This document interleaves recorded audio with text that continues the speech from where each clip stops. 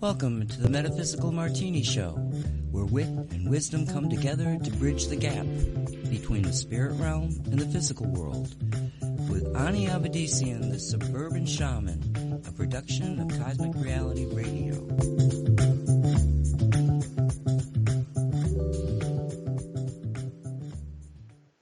And you're alive. Hello everyone, I'm Ani Avedissian. Welcome to Metaphysical Martini.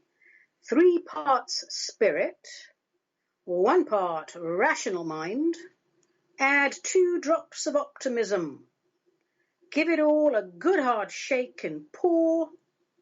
Dress it with the olives of grace and empathy. Sit back, sip slowly, and contemplate the wonder of cosmic creation. We humans, we don't take enough time out to stop and smell the olives, do we? A hearty hello to everyone out there. Hello, hello, hello. And I have to start by saying a hearty hello to everyone who watched the Super Bowl. Kansas City Chiefs, you did it. And you 49ers, you played an exceptional game. What an exciting game it was.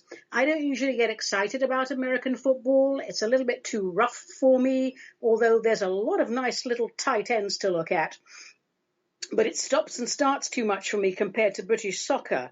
But my sweetie is a University of Missouri KC alumni and a Kansas City, Missouri native. And my entire household is ablaze in red.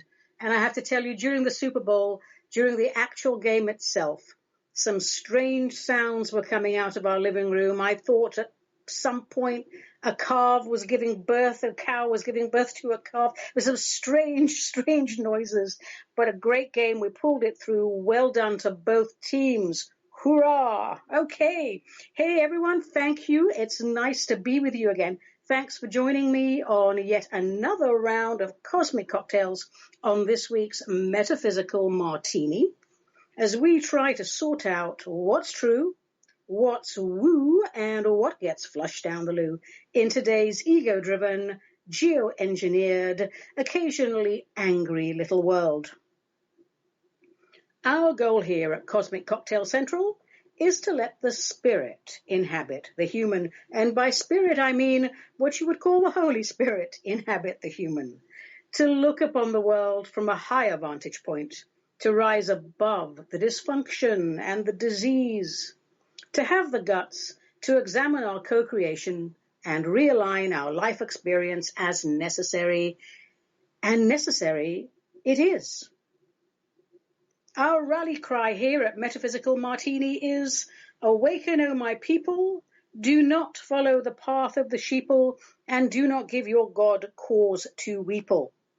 And that's a great rally cry, and it rhymes, even though I'm pretty sure Supreme Cosmic Intelligence has no human characteristics and does not succumb to weepling.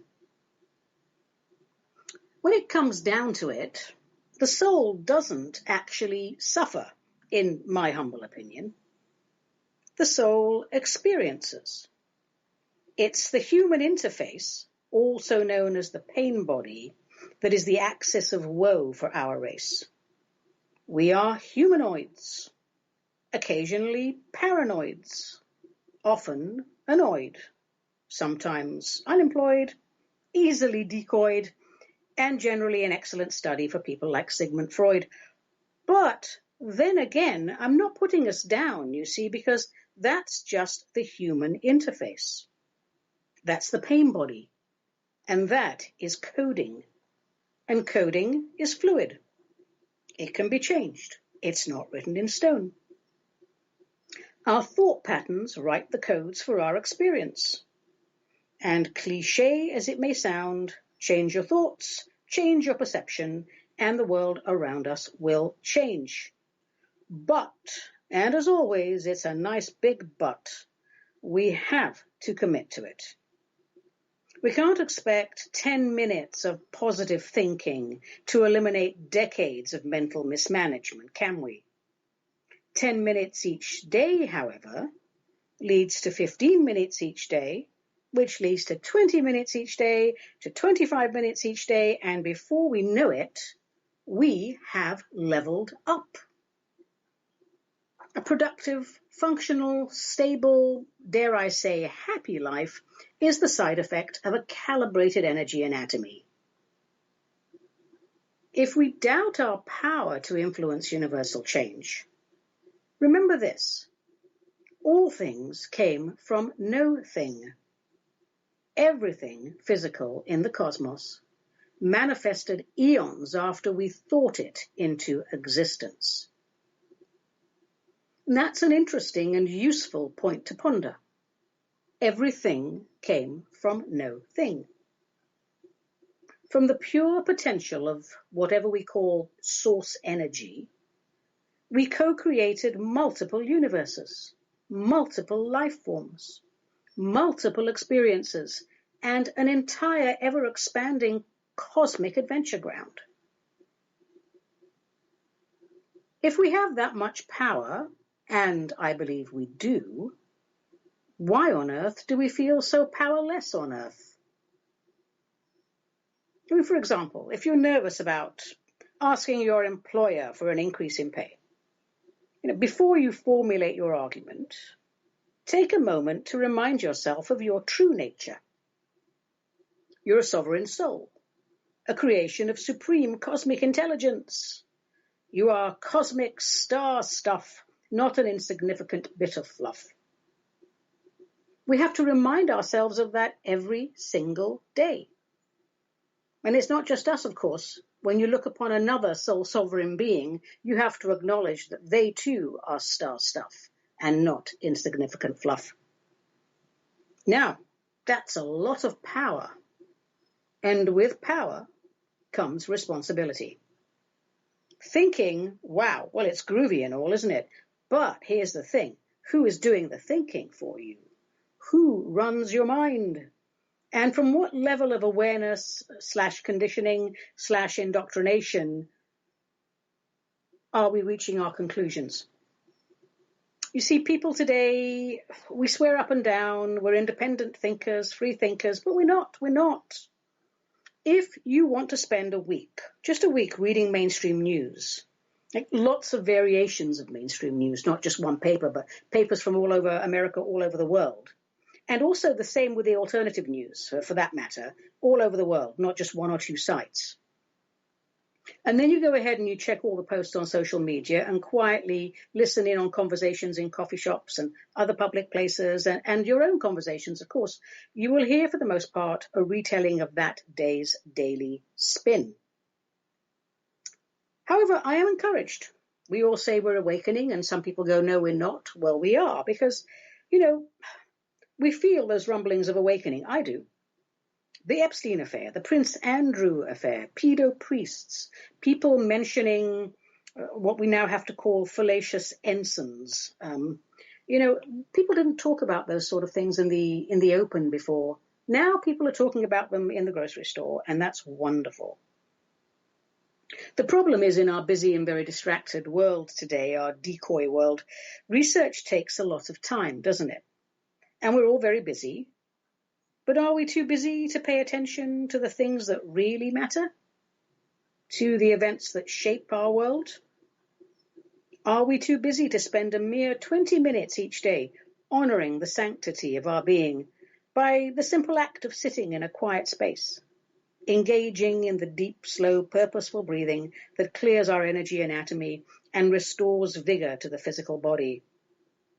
I hope not. Because it is the simple rituals, done mindfully and regularly, that make the biggest difference in the long run. Right, well, that's enough pontificating from me. Let's have a little sip of this drinky poo over here. Lovely. And let's hear what you have to say. You out there, because this show's all about you. Believe it or not, it is. What do you, glorious manifestations of the divine, wish to discuss? Because the main meat of this show, I try to make it Q&A, questions and answers, as people are always emailing me questions. So that, let's give it a public forum. And I don't always have answers, by the way, but I'm always up for a bit of respectful discourse, a little little research. And so, let's get to it. You can email your questions to Ani at aniavedissian.com or send a postcard to Cosmic Ani, P.O. Box 714, Wilsonville, Oregon 97070, USA. And do that because that's where I pick up my mail, obviously. And let's see, picked up a whole bunch and sorted through this morning, put them in a hat, and now we shall pick one. Okay, our first question comes from Diana from San Diego, California. Oh, I bet it's a lot warmer there than it is in Oregon right now. Diana writes, Dear Ani, I am a British expat, hello, and can't find any decent marmalade in the USA. I see. Why is American marmalade so tasteless? Everything else here is wonderful, and I have no plans to return to the UK anytime soon. It's just the marmalade. And the bacon. They don't have proper bacon rashers here. I like to make Paddington Bear's favourite sandwiches, bacon and marmalade. Sigh. Ugh, it's a disaster. Thank you for listening, TTFN. And for those of you who don't know, TTFN in Great Britain, ta-ta for now. It's a cute little way of signing off. Oh, well, Diana, as my school teachers used to say, there's no such thing as a stupid question, and they were right. But when they said that, they usually threw the chalkboard clearing thing at me. Clearly, this is of paramount importance to you, so let's address it. American marmalade is tasteless for two reasons, I believe. One, it's not marmalade. It's orange jam. And two, like everything else macro and processed prepared for the general American palate, it contains 4 times more sugar than is necessary. The marmalade you and I grew up with back in England, that's made from the rind of Seville oranges. Seville oranges, they are quite literally inedible in their raw state. But when processed, they make marvelous marmalade. They're not sweet, not at all, and the finished product has a touch of bitterness. Of course, marmalade can be made from any form of citrus, but the bitter orange is the most popular. So I did a little bit of research on this because, clearly I've pre-sorted these questions, even though I don't know which one I'm going to pick on the day. The word marmalade comes from the Portuguese marmelada, which comes from the Portuguese word for quince, marmelo. So up until about the 1700s, I believe marmalade was just quince preserve, and very probably expensive to come by outside of Portugal. At one point, I found out that the gentleman, a merchant called Mr. Hull, who lived in Exeter, the UK, sent a couple of jars to Henry VIII. And it was apparently a favourite of his and a favourite of Anne Boleyn. So I'm glad that Anne Boleyn enjoyed that bit of marmalade on toast. It must have been a great consolation to her as she walked to the chopping block on her final days. And I found a few recipes for things called marmalette of oranges and marmalade of oranges in the 1600s. And I see that it was just basically a quince preserve, but in time that fruit preserve, it morphed into different types of paste, cooked with or without the rind chunks in it. I like mine very chunky monkey, by the way. And people experimented with various citrus fruits and flavorings and thicknesses until we got to the marmalade that we have today. Now, the best, in my opinion, is made in Dundee, Scotland. And there's a legend about its origins. They say that marmalade was an accident. It has been reported that around 1700, a Spanish ship was storm damaged, and it was carrying Seville oranges. And because of the damage, it sought refuge in the Dundee harbour, and it limped into the harbour, and I think the ship was falling apart, or so they say. So the cargo was sold off very cheaply to a local merchant. His name was James Keeler, and he was having a bad year.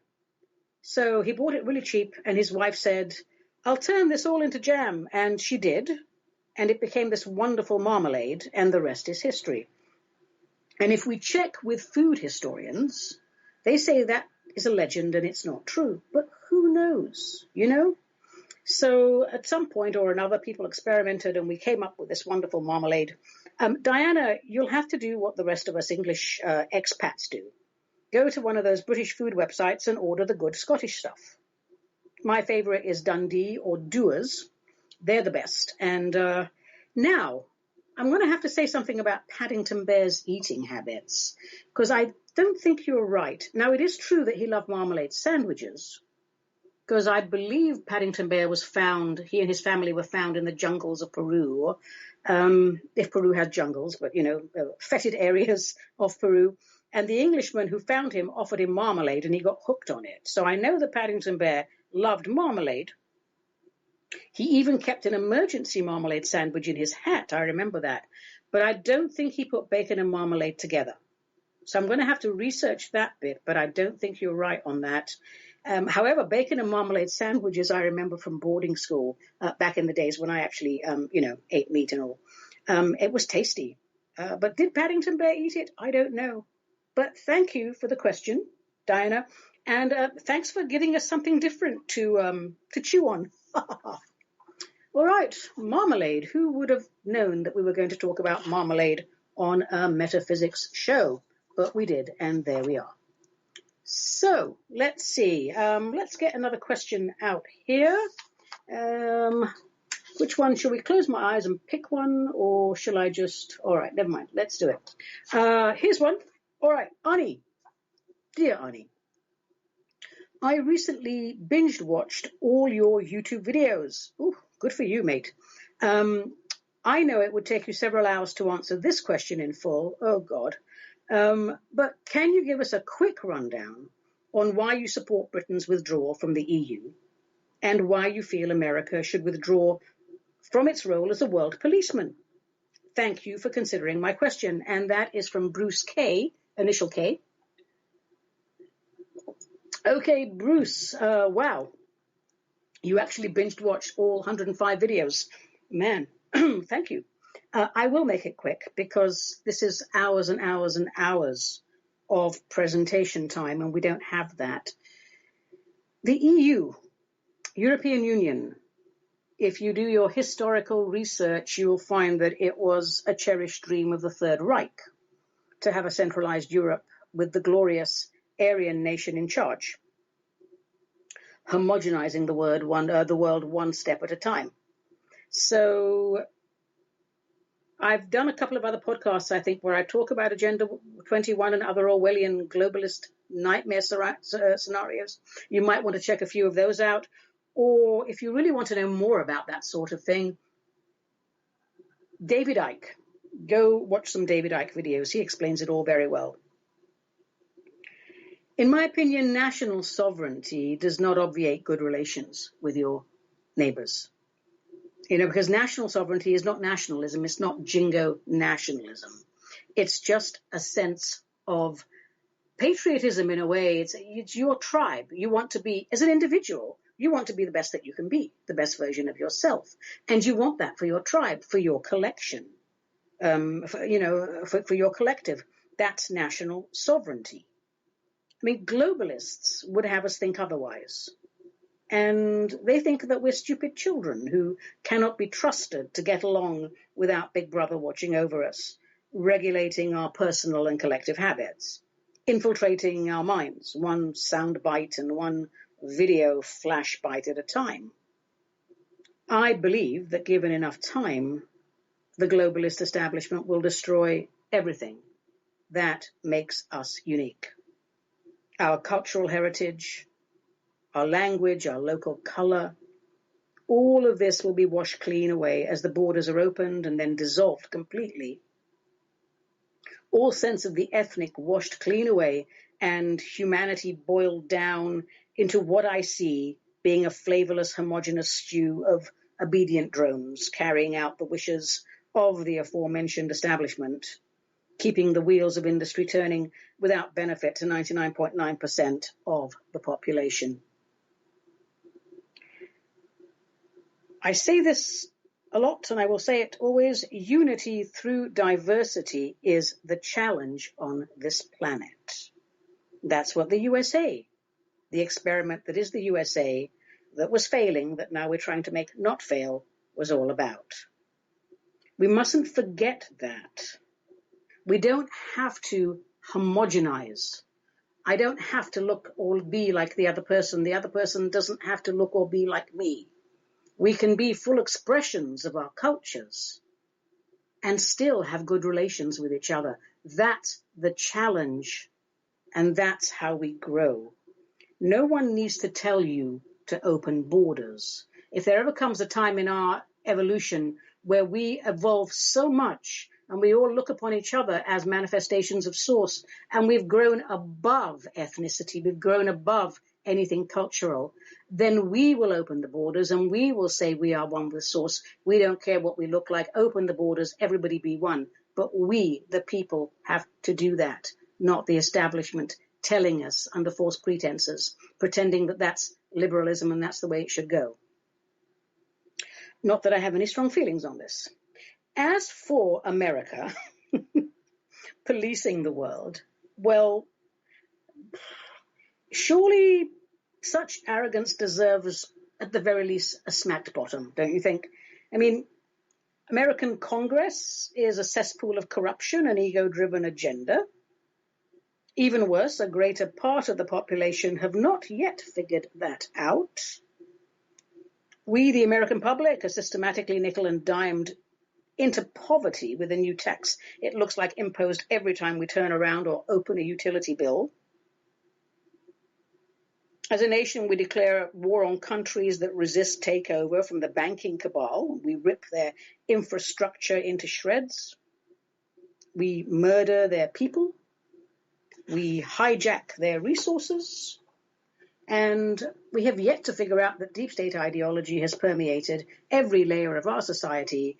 And we want to police the world on what planet, please? I don't think I need to go on, but I want to thank you for the question, Bruce, and TY for watching my videos, because you have more stamina than I do. Right. So please don't confuse me with a nationalist or a xenophobe, because if you take a look at my background, you know that none of that is true. National sovereignty is not jingo nationalism. All right. Another one. Oh, this is a postcard. And this is such a pretty postcard. This postcard has a lovely photograph of Connemara National Park in Ireland. But it's postmarked, it's written over it, but it looks like Skokie. Skokie, I think. I have no idea where Skokie is, or if indeed it is Skokie. So I'll have to look that up, because I don't know. But it comes from somebody called Teresa.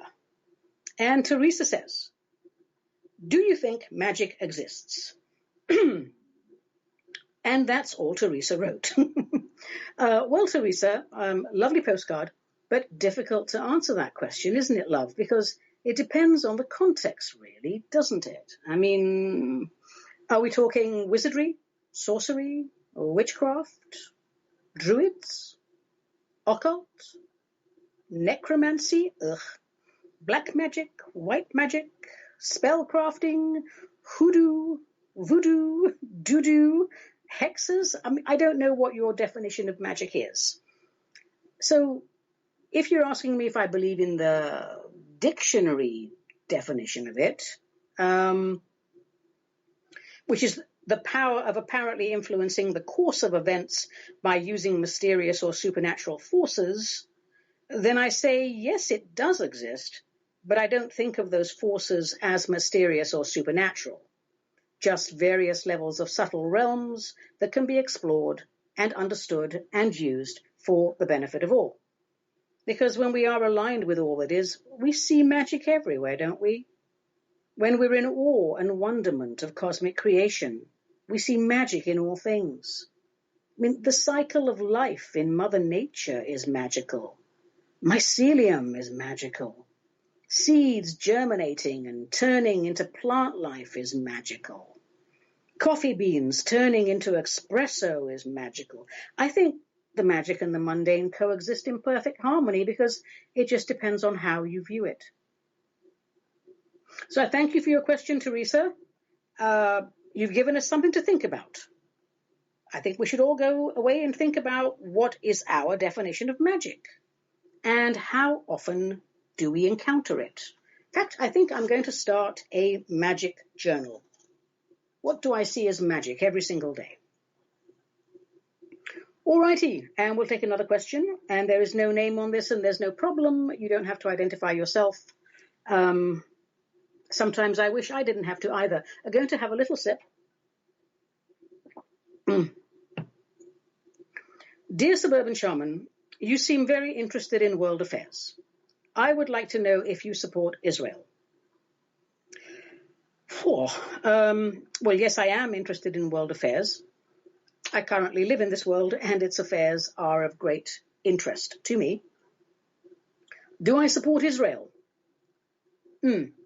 That's a bit like asking me if I believe magic exists. I have no idea what you mean by do I support Israel. Do I support Israel in what? Growing avocados? Making good falafel? Having wonderful beach resorts? I don't know how to answer this question, but I'll answer it if you rewrite it. If you elucidate, I'll be happy to answer your question. Okay. Moving on to another question right now. Let's see. Ani, do you think America should continue providing foreign aid to other countries? I'm not talking about emergency relief after fires or famine. Oh, I'm not talking about emergency relief or fires or famine. Sorry. Well, this question, I guess it's as simple as it is complex. Humanitarian considerations aside, and in today's, let's face it, corrupt environment, why would one country pour money into another country if not to gain something from it? So I'm not going to say too much on this today because there is too much to say. And we all know that the moment we refuse to participate in perpetual warfare, there will be more than enough for everyone to live comfortably and in peace. It certainly doesn't seem logical to send funds abroad when our homeless population grows daily, as does the number of those on the verge of homelessness. It certainly doesn't seem logical to send funds abroad when those whom we sent abroad to supposedly defend certain freedoms return to less than adequate medical care and care in general. It certainly doesn't make sense to send funds abroad when the infrastructure of so many of our cities is in dangerous disrepair. And it certainly doesn't seem logical to send funds abroad when young Americans pursuing university education become indentured servants to their student loans. I could go on, but I won't. There is a saying, we all learnt this at school, I think. The saying is charity begins at home. If you have a family to feed, to care for, a family under your guardianship, surely it makes sense to provide for them, provide for their needs first. What credibility would you have if you deprived your tribe of their basic needs in order to gain favor with others? If you have more, share. Certainly. When we send money abroad, look, and again, humanitarian considerations aside, until we acknowledge, understand, and dissolve deep state ideology and the Luciferian effect it has upon our world, all this is a moot point. I thank you for your question, whoever you are. You have a very interesting email address, which I will not, of course, share with anyone. The bottom line with all of this is the military-industrial complex eats up all the money, the made-up money, the money that's made up in the air. So if we didn't put it all into that, everybody would have everything that they need to live in peace. Surely that's a goal, but when you look at how governments are run, it's far from being a goal. So ramp up your social activism, people, because we're not getting through. We're getting through a little bit, but we're not getting through a little bit, and that's what we need to do. Okay, and I think this might be the last question of the day. We'll see, because I want to get through all of my usual thingies. All right. Dear Ani, my family and I are Armenian, from Massachusetts. I do know there's a lot of Armenians. There's a big Armenian community in Massachusetts, I think in Waterton mainly. Anyway, back to this family. We get together and we listen to your show as soon as it's up on YouTube. Thank you. We enjoy it very much. Thank you. My daughter wants to study tarot with you. Ooh. And my husband appreciates your methodical, logical approach. Most men do. We wondered why you don't mention or discuss your Armenian heritage. Someone as articulate as you could do much to further our cause. Aha. Well, first of all, thank you for the email. I really like the idea that Armenians are listening to this and they're getting together and going to YouTube and looking it up. And thank you for listening. Thank you for the feedback. Shall I, shan't I, shall I, shan't I? Yes, I shall. I'm going to answer this question on the radio today because it comes up for me from time to time and I have held back, but today is the day. Because every so often, Armenians will write to me and they will write to me very politely and they will hint that I'm not doing enough for Armenianism. I'm not doing enough. I'm not a good enough Armenian. I'm not furthering the Armenian cause. And somehow, and several of them allude to the fact that I might be embarrassed by my ethnic background. Okay. As far as I'm aware, I have never denied my Armenian race ancestry. I have no reason to. If I was French, I wouldn't deny that either. If I was German, I wouldn't deny that either. If I was from Swaziland, why would I deny it? So I've never denied my Armenian race ancestry. But that said, here's the thing. I am not a citizen of the Republic of Armenia. And quite rightfully, therefore, I have no say in its affairs. I'm a British citizen with permanent resident alien status in the USA. Yes, I am an alien. I grew up in the UK, in London. I was educated in the UK. I'm still very much a London girl. No one in my family is from Armenia. We're from England, Cyprus, Turkey, Ethiopia, and I think we've got some in Uruguay of all places.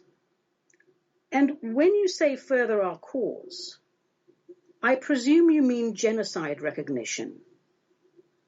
And here's my take on that, because it's a very deep wound with Armenians.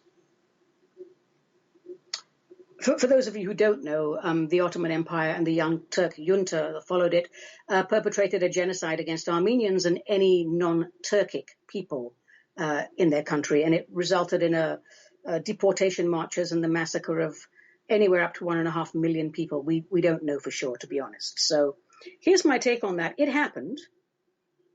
It was part of the pan-Turkic, pan-Turanism expansion. Germany was heavily involved in it. There exists a mountain of unimpeachable evidence that says so. Even the Turks admit it happened. They choose not to admit it was a focused ethnic cleansing. They think it's something they would prefer historians to debate for eternity. It's a political thing, isn't it, this recognition? And politics right now is a dirty and very filthy game. And I have to be honest with you, my brothers and sisters, official recognition means nothing to me. I doubt it means anything to those who died up to and including 1915. They are in a higher state of consciousness, safe in the love of the divine. If any Armenians out there are waiting for Turkey to officially recognize the genocide before they can close this deep and festering wound, I hope you're not holding your breath, because you will suffocate before that happens. If you want resolution, I suggest the following. This April 24, and every April 24 going forward for as long as is necessary, April 24 being the designated day of commemoration for the Armenian genocide. Instead of spewing hatred backwards in time to people who no longer exist, and sending aggression and hatred to a new generation of Turks who grew up with no knowledge of the truth of these actions because their history was carefully rewritten to facilitate the creation of a pristine, modern, European-flavored turkey. Let us declare April 24 a day of forgiveness. Let us unconditionally forgive all errors in judgment and action for the highest good of all mankind. Let us pray for the illumination of the souls of all who died horribly in these atrocities. And let us pray for the illumination of the souls of those who committed them. Let us put ourselves in their position for one moment, not as indoctrinated humans, but as souls, entering heaven, reviewing their actions. The horror of seeing their actions from a higher vantage point. The agony of knowing they tortured and murdered and raped because they let fear and greed into their heart. Because they let another control their mind and therefore their actions. Armenians are fond of reminding others that they were the first nation to officially accept Christianity. Well, if Christianity has anything in common with spiritual maturity, then let's do this. Let's declare April 24th a day of absolute and unconditional forgiveness. Let us release the pain, the hatred, the frustration. Let all souls feel the relief that true forgiveness brings. And then, please, let's move on. And quite possibly, once the field of pain and resistance has been dissolved, we may see official recognition from the descendants of the original perpetrators. And if we do, there will be no need for a great celebration. Just a knowing nod as we acknowledge that all is in perfect alignment with all that is. Asvad Sere, the divine is great. So, my Armenian brothers and sisters, who think that I'm not Armenian enough and want me to show you my Armenian side, I assure you I don't have an Armenian side. My Armenianness is fully integrated into my entire being. And it's very much a part of me. It's not something I take out to show off or to hide. It is my core. So in honor of all who feel exiled, in honor of all who feel that they yearn for a place to call home, and ultimately in honor of all who seek to know their true home, deep in the heart of the divine, from my deep heart's core to yours, all I can offer you is this. I'm going to share with you the lament of the exile, which is rarely, if ever, heard outside an Armenian community.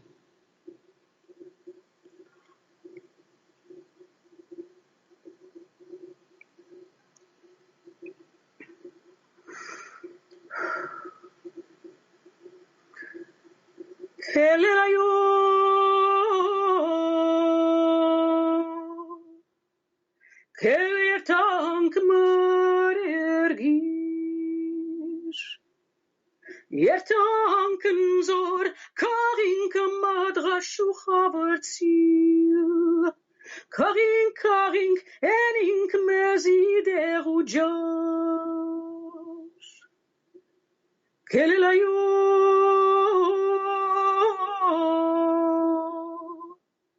կելերթանք մարերգիշ հոնարոսներ Gduz getsige yerken Zitek narner tvige gudzapen Kariren arans mezi artsung gutapen Kelelayo kelertank marergish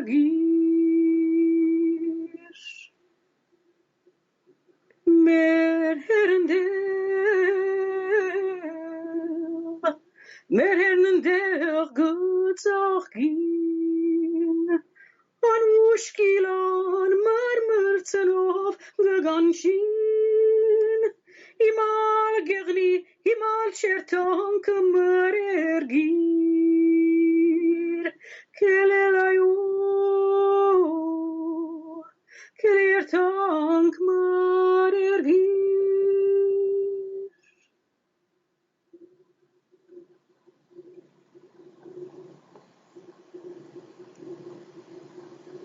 May the divine rest and illuminate all souls of all those who suffered ethnic cleansing. I do hope that was Armenian enough for my brothers and my sisters. I'm just going to wipe a tear from my eye because I've never been able to get through that without crying. So, drinky poo always helps. All right. I think it's time to lighten the mood a little, don't you? How about a little pat of poetry? Yes, folks, after a hard day's shamaning, I like nothing better than going home, putting my feet up, having a nice cup of tea or a small drinky poo, and writing really bad, non-peer-reviewed poetry. Why have Aristophanes and classical literary prowess when you can have cosmic Ani and a whole lot less? Now, today's poem, it's one of mine, of course, and I'm on a diet, you see, and it's been fine. It's great. So I wrote this song, this poem, and it's called I'm Not Depressed. I'm on a Diet. Thank you very much. Just take a moment to regroup myself here. All right. I'm not depressed. I'm on a diet by Ani Avedissian. Staring in the mirror and evaluating one's girth doesn't do much to uplift one's self-worth. The decision's been made, so I suppose that's that. I have to admit, I'm a little too fat. I did all the blood work and allergy testing, blood sugar elevated, blood sugar resting. The results came back quickly and couldn't be clearer. My backside won't fit in the rearview mirror. Wine's out for now and all grains are taboo. That means no beer. I'm not happy. Boo-hoo. But when all's said and done, a few months from now, I will no longer resemble a plump dairy cow. I rejoice as I imagine what the future may hold. I'll be able to apply makeup without a blindfold. And the men who eventually lift up my burial casket won't get hernias and blow out a gasket. Yes, this is best. My decision is wise. I'll avert my eyes from fries and from pies. And if for a moment I think I might stray, I'll simply remind myself of how much I weigh. I love that little poem. It's going to motivate me to stay on my diet. So there it is from my upcoming collection, Really Bad but Occasionally Brilliant, Poetry from a Mad Suburban Shaman. I'm not depressed. I'm on a diet. And now it's time for Tarot A Go-Go, a little shenanigana with the major arcana. I first became enamored with tarot. I think I was 11 years old, and that was a very long time ago. I love it because shaman work is dream work, and every state of existence outside source is a dream. And creative visualization in my line of work, or anyone's line of work, is a very important skill. And tarot is one of those tools that can help us develop this skill. So last show we featured number 11, Justice. So today's focus is number 12 in the major arcana, the Hanged Man. So let's take a look at that, always using the Rider-Waite deck because that's how we started. And what we have here is we have a chap with lovely red pants hanging upside down, suspended from one leg, his right leg, and his left leg is tucked under his right leg just above the knee. And both his hands are behind his back, bound or just placed, we don't know because we can't see. And at first glance, this looks painful, doesn't it? But the expression on this chap's face doesn't seem particularly anxious or pained. It doesn't look like a criminal crucifixion in any shape or form. He's just hanging there upside down. But why? Well, perhaps he wants to experience life from a different perspective. Perhaps he's bored and he needs a change. Or he's stuck in a rut and he needs to explore new angles. Perhaps it's a bit like Odin when he was hanging from Yggdrasil. He needs to push through the established parameters of his consciousness. He needs to pierce the barriers of new consciousness to a new level of consciousness and receive wisdom from a higher plane. He wants to transcend the ego mind and enter the realm of spirit mind, alignment with cosmic intelligence. So chances are, when you pick this card, you are experiencing or you're about to experience a major change in your life. One that will require readjustment on your part. One that will require also the purging of emotional triggers and past traumas. You want to be able to think clearly. You're hanging upside down to pierce through consciousness for clarity. And if we draw this card reversed, it guides us not to be stubborn. Change your outlook if you have to. Dare to do that. Dare to be open-minded and expand horizons. It's time for a change. New music, new voices in your head. Be adaptable. Don't conform. Don't be a drone. Don't be afraid. Explore a different path. Don't be a martyr to the false ego. That's what this card is all about. Number 12, the Hanged Man. Just hanging, open to inspiration and new adventure. And every so often, people, we just have to do that anyway as we level up and cycle up. And now, my darlings, it is time for Plato Chips. And I think we just about have time for that. So let's do it. Plato Chips is where we normally take note of and quote a philosopher of note. But today, instead of highlighting one particular philosopher, I thought we'd take a quick look at how humor is viewed in philosophy. Is it valued? Is it shunned? Well, it depends on who you ask, really, doesn't it? Why do we find things funny? That's always been interesting to me. What mechanisms are at play? I personally think humor is a wonderful thing and an asset to Earth people. It enhances our life experience, and to be honest, I have no idea how I would cope with life without a good dose of humor. Others aren't so convinced, especially back in the day. Plato, one of our shining examples, Plato, for example, thought that humor, laughing, being amused, interrupted one's rational self-control, and he went as far as to call it malicious. So in Plato's ideal world, there would be no comedy. Plato, that's messed up. I'm glad you're dead. Stay dead. Unfortunately, though, his attitude, towards humor, it influenced others, and it carried over into later other schools of thought. And I think that's why we see so many religious institutions outlawing humor, banning laughter. How do you ban laughter? And then, of course, here they come again. Wherever you turn, those dry as a bone Puritans in the 17th century, they actually outlawed comedy, and I think they fined people for being jolly. If those of you who know Hobbes, the chap who wrote Leviathan, and Descartes, a chap who did Passions of the Soul and a lot of other things, both of those thought that when a person laughed, they were expressing feelings of superiority. Really? All laughter? I mean, what a superior attitude one must have to come up with such an all-encompassing codswallop of a theory. Laughter has many expressions. Not all laughter is superiority-induced mockery, surely. I think humor is multifaceted, as we are. I mean, we can laugh at very clever comedy.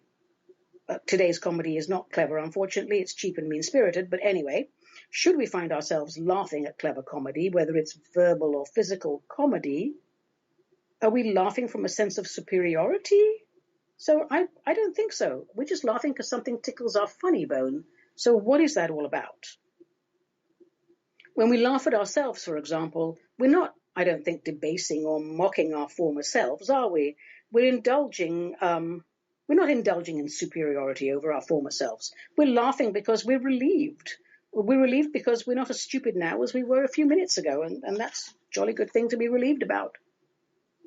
So again, in the 1700s, people started studying this, and there's this thing called the relief theory, and it was assumed that laughter was a release valve that blew off pent-up surplus energy, like the diddly-widdly bit on your pressure cooker, you know. And these weren't necessarily philosophers discussing this. These were scientists, medical people, in the very early days of trying to figure out how the brain worked, how the nerves connected, how the senses worked. It was believed that we had no conscious control over our laughter. It was believed that if pressure built up in our system through emotions and reached a critical stage, we laughed and released the build-up. And at that time, they believed the components of our nervous system had some form of actual gas in them, which built up and popped. I think they called it animal spirits. Well, okay, that was the early days. They were trying to figure it all out. And later on, as we began to understand more about how the brain works and how nerves are connected, they came up with what they call the incongruity theory. I'll quote from this. It was put forward that laughter is caused by the perception of something that is incongruous, meaning it violates our expectations and our mental patterns. And we probably still feel that way today. It's the main theory, I think, used to explain laughter. And bigwigs in the philosophical world like Kierkegaard and Kant and Schopenhauer, they back this theory. And then there was, of course, James Beatty, who says, and I don't know if I'm quoting or paraphrasing, it's been so many years, he said, laughter is caused by the mind taking notice of two or more incongruous circumstances that unite in one complex assemblage. What does that mean? I just laughed. We laugh because something toys with our expectations, I think. So, okay, I can buy into that, but if that was the only reason we laugh, why would laughter / humor / amusement be the only end result? Why wouldn't it be another emotion? Why couldn't it result in anger or fear or outrage or disgust? And so where are we with all that? Well, the desire to laugh, being amused, it can't be an auto response to incongruity, can it? It can't just be an auto response. On some level, we have to understand what we're laughing at, and we have to enjoy it. And I think Michael Clarke, God rest his soul, the late and noted humanist, summed it up pretty well for us. We perceive something to be incongruous. We enjoy perceiving it. Then we enjoy the incongruity simply for itself. And another way of putting that would be, a dog walks into a bar. One of his front limbs is bandaged up. He goes up to the barkeep and says, "I'm looking for the man who shot my paw." You know, I've wanted to address that for quite a while. I know with Plato Chips we don't go into any detail because it's only like a 3-minute segment. But I'm so... I really do wish we taught the fundamentals of philosophy at school because it makes us think, properly think, and creatively think, not just critically think. It just expands everything, every single nanocell in our being. And humor, I believe, is very, very important. And that's all we've got time for Plato Chips this week. Next time around, I think I'm going to feature a modern day philosopher. Not sure who, but I'll give it my full attention, and you'll know when you tune in on February the 19th. So we had a quiz on the last show. I read a poem, and anyone who correctly identified it got a $40 gift certificate to my services, and I'm happy to say we had quite a few responses, and a goodly handful of gift certificates were distributed. And the answer was, of course, Teresa of Avila, the poem being, "He desired me, so I came close." Steamy spiritual stuff. Well, since it was so popular, I'm going to do another quiz. I'm going to read a poem or a part of a poem, and if you can identify the author, you'll win a $40 gift certificate to any of my services. And the poem, it could be old, it could be new, it might be a translation or not. Over time, it might have been set to music or not. And it might not be the whole thing. Perhaps it's just a verse or a snippet. It could be anything. And I'll try not to make things too easy for you in this age of Google will know. So here we go. If you can tell me the author of this, I'll shell out the gift certificate. Since I have begun these conversations with you, who holds in your hand the breath of my sinful soul, I am shaken, and rightly so, trembling in constant fear, remembering with unbearable horror that defies words, O Creator of heaven and earth, you inescapable tribunal, which justly judges me a sinner. And what is more, there exists no remedy for the multitude of incurable mortal wounds and the stinging bites inflicted by the deadly fangs of him who pursues my soul's destruction. Especially since, according to the prophet, there is no putting off the day of confrontation. What an incredibly tortured soul. I am so glad I don't feel that way. My relationship with the divine is one of great joy and lightness. If you can identify that, and I'll warn you right now, it's obscure, I'll shell out the dosh. All right, my darlings, I think we're actually getting very close to the end of the show. So you will forgive me if we don't do the Wizard's Gizzard, and we will do that next time. I think there's just enough time to tell you that if you want to know more about my services, go to the website, aniavedissian.com. Sign up for my newsletter, Monday Messages. They're short, they're sweet, they're full of buttery goodness, and it tells you what's going to happen. Sometimes I don't even know. I have to read the newsletter to know what I'm going to do.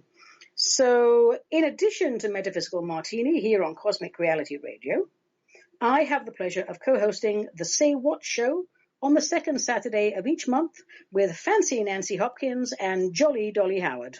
But wait, there's more. I have my own YouTube channel, several of them actually, short little videos on metaphysics, spirituality, general awareness, really bad but occasionally brilliant poetry, and of course Zook, the little pink alien. So just pop my name, Ani Avedissian, in the YouTube search bar and knock yourselves out. And write to me about anything you want to write to me about. I love hearing from you. Thank you for all the feedback on the show. It's been a few months we've been doing this now. I think I'm kind of getting it down, although I still have to work on my timing, because as I look, I see that this is the last sip of my drink. And when I have the last sip of my drink, it means it's the end of today's show. And today's real life martini was carefully crafted by yours truly, using no vodka and no gin, because I'm on a diet. Just a tablespoon of dry vermouth on the rocks, topped up with club soda. Yes, I am sticking to my diet this time. Remember, folks, cocktails are awesome if they are an occasional treat. If you use top quality ingredients and take the art of mixology seriously, one drink is all you need. I hope you enjoyed the show as much as I enjoyed recording it, because I had a blast. I'm Ani Avedissian. This was Metaphysical Martini, a production of Cosmic Reality Radio, to whom we are most grateful. Until we meet again, let the spirit inhabit the human.